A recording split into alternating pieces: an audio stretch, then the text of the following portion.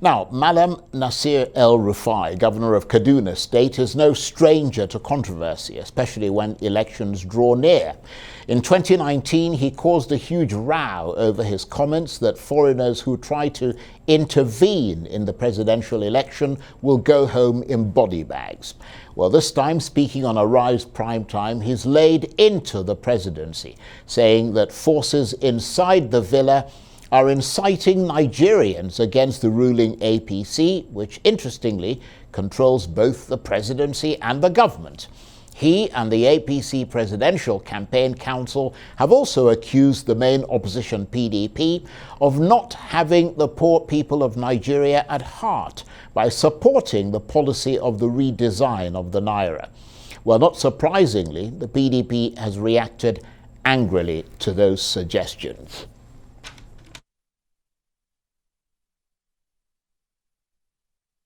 Well, for more on this, I'm joined now on the line by the spokesman of the Atiku presidential campaign, Daniel Bwala, and in the studio here with me by Professor Udenta, who is the founding national secretary of the Alliance for Democracy. Gentlemen, thank you very much indeed for joining us. Daniel, let me come to you first.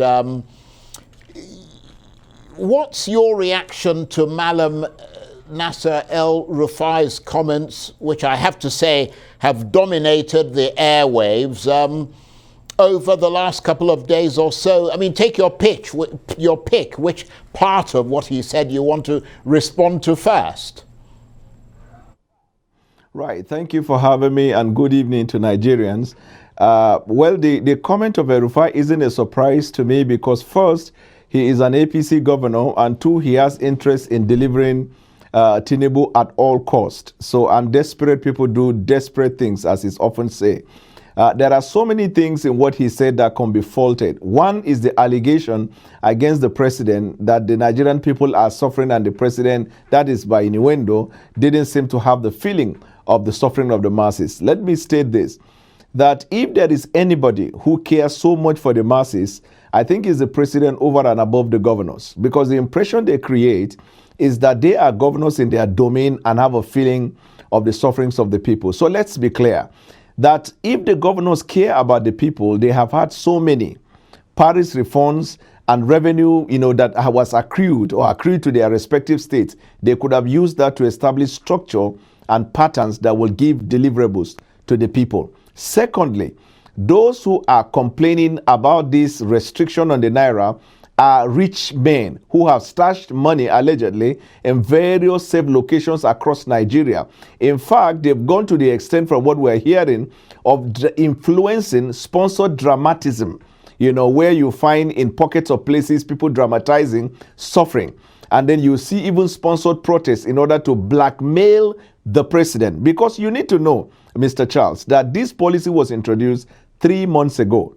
It was ample opportunity, just like in the case of NIN, for people to be able to mop up. Admittedly, Nigerians are suffering, but the suffering, like the president has said in the statement issued today, is occasioned by still these politicians mopping up the capital in conjunction and collaboration with the banks, thereby frustrating access to the funds by the common people. That's why the president said today, when they came to seek for extension, his statement is very clear. He is not extending anything. However, the remainder of the 10 days, which is 7, they are going to embark on a crackdown on banks and individuals that are frustrating the access to the funds by the common people. Like I said, desperate people do desperate things. And in the coming days, you see, they will try to do whatever they can to give the impression that the suffering is occasioned by this policy. But in actual fact, they are trying to bring the government to its knees to bow to this obligation they feel like delivering Tinubu. And he also talked about the idea that as a northerner, that he is speaking that the northern people have obligation to Tinubu. With the greatest respect, that is false.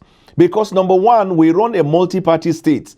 The obligation, if they have obligation or they feel obligated or they are pressured to justify whatever agreement they have reached with Tinubu, it is different from the Nigerian people. The president is not the president of APC. That's what they must understand. When he took the oath of office, he took the oath of office to administer the provisions of the Constitution. The CBN policy is a policy for the country. It's not for APC. So it is even corruption on their part to try to go privately as a political party to gain access to the president in a bid to blackmail him into changing policy. And the president from this day, in my view, should not give access to them. And if he's going to do like we do in law practice, that access must also be given to stakeholders from other political parties.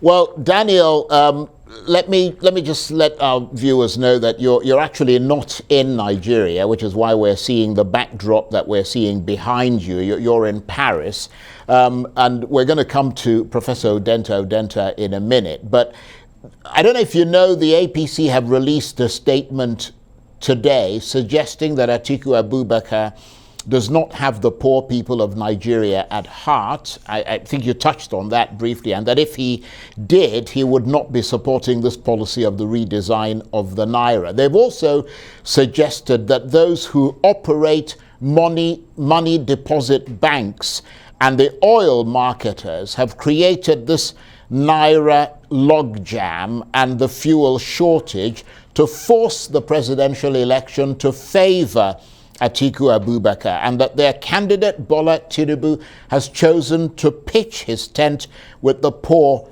masses. They described Mr. Abubakar as public enemy number one. What would your reaction be to that? So what they are suffering from, what a condition called pantophobia. It is an increased anxiety that is triggered by the fear of defeat. They have had the government for 7 to 8 years now, actually 8 years, to bring democracy and good governance to the people that would not have warranted this policy in the first place. The suffering of the masses. When was the last time Tinubu stood for the masses?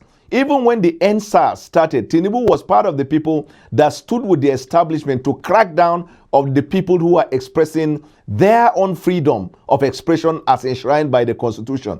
When was the last time, in the midst of this cacophony and the troubles of the Nigerian people, you have seen over and over the years that Tinubu had at any material time spoken on behalf of the masses? In contrast, Atiku Abubakar, in response to the need to grow and develop the society, has created an educational institution and has given opportunity to the children of the less privileged via scholarship, some of whom have even gone ahead to study in Harvard University, and they are back contributing to the system. Atiku has introduced industries and companies that has recruited Nigerians, thereby improving their purchasing power and affecting their lives positively. Atiku has always stood on the path of true democracy and good governance in this country when Tinubu was busy introducing and enforcing what they call dynastic politics, where he believes that the nation owe him the obligation to make him the president because, in their view, he has done enough to warrant that. And they have failed to even draw, if they have conscience, to tell the Nigerian people that the candidate they are parading, that they want to produce as the president of Nigeria, has not answered very fundamental question of the allegation of drug trafficking and narcotic trafficking.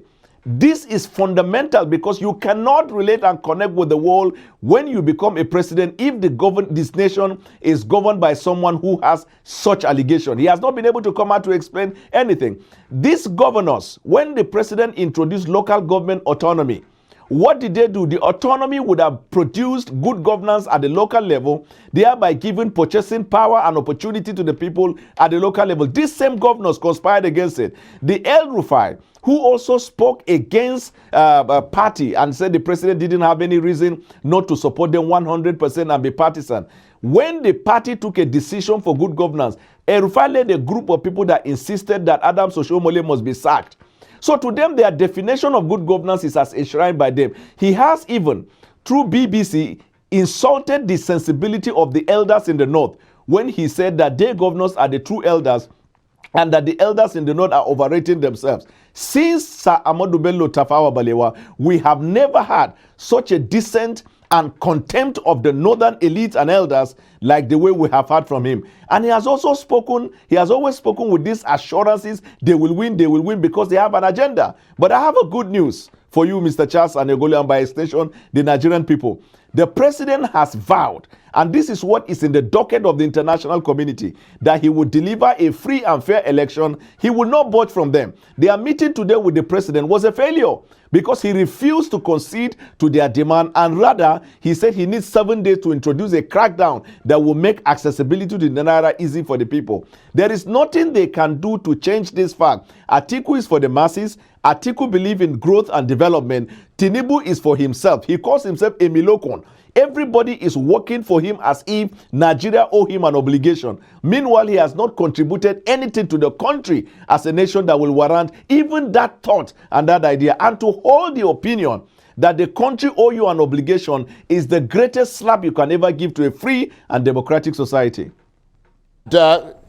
Daniel, just very briefly, because we're almost out of the time that you're booked for, one of Tinubu's spokesmen, and this is in reaction to you talking about allegations, one of Mr. Tinubu's spokesmen, Festus Keyamo, has released a statement saying that March the 7th has been fixed for the hearing to begin at the Federal High Court Abuja of the suit instituted against Atiku by Keyamo, seeking Mr. Atiku's investigation and prosecution over the allegations of corruption and money laundering leveled against him. You're a lawyer. How do you see that move? Very, very briefly. Well, I will not stand in the way of his attempt to get Tinubu's camp to pay his law firm for legal fees, obviously because of the problem allegedly he's having with the rest of the team in their media. That's up to him. But he knows for the fact that the case is dead on arrival. And Atiku Abubakar's lawyers are also reading and studying the case because we might throw a very strong counterclaim to it. But in real fact, the question to ask is, Alpha Beta that is owned by Tinubu in 2015 or 16 transferred $4 million to an account that is owned by someone linked to a drug baron in Barranquilla in Colombia. That question will never go away. Until there is an answer to this question, Nigerian people can never trust Tinubu to grant him such privilege, because any country that is governed by somebody who is linked to narcotic and drug trafficking, 3 things are fundamental in that society. Number 1, state-sponsored killing and carnage. Number 2, the nation become a pariah state. Number 3, the key institution of government for law enforcement will be overthrown by the thugs that are run by that president. Okay, I don't want to interrupt you there, but I don't want our booked time to run out. Daniel, thank you very much indeed. Daniel Bwala is a lawyer and a spokesman for the Atiku presidential campaign, and he was talking to me there from Paris.